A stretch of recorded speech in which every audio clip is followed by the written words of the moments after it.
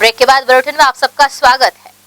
भूमाफिया द्वारा बोरसी के जनप्रतिनिधि के साथ मारपीट किए जाने पर अवैध प्लॉटिंग के साथ उस पर कार्रवाई की मांग को लेकर दुर्ग एसपी को किसानों और जनप्रतिनिधियों ने ज्ञापन सौंपा।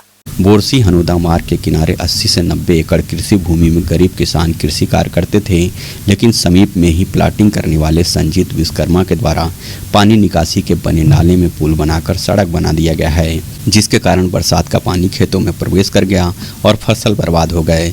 जिसका विरोध करने पर जनप्रतिनिधि पोषण साहू के साथ प्लाटिंग करने वाले द्वारा मारपीट की घटना को अंजाम दिया गया। मारपीट की घटना से आहत जनप्रतिनिधि और किसानों ने दुर्ग एसपी को शिकायत कर कार्रवाई की मांग की है। तो हम लोग शिकायत किए थे हमारे पार्षद द्वय से, तो इन लोगों ने जा करके निगम से बोल के, विधायक महोदय से बोल करके वहाँ के पुल को उखाड़े।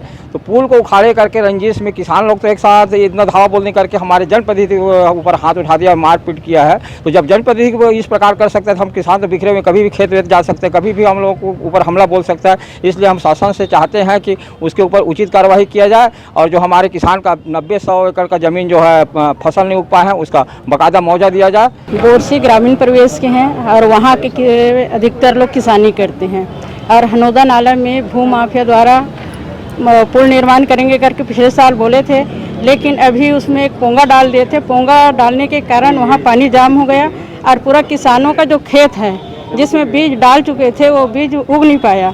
पूरा किसान परेशान है और एक बीज लेकर डाले थे, अब बीज कहाँ से लाएंगे किसान? और वही किसानी के भरोसा अपने परिवार का पालन पोषण करते हैं, वही जीवन का साधन है।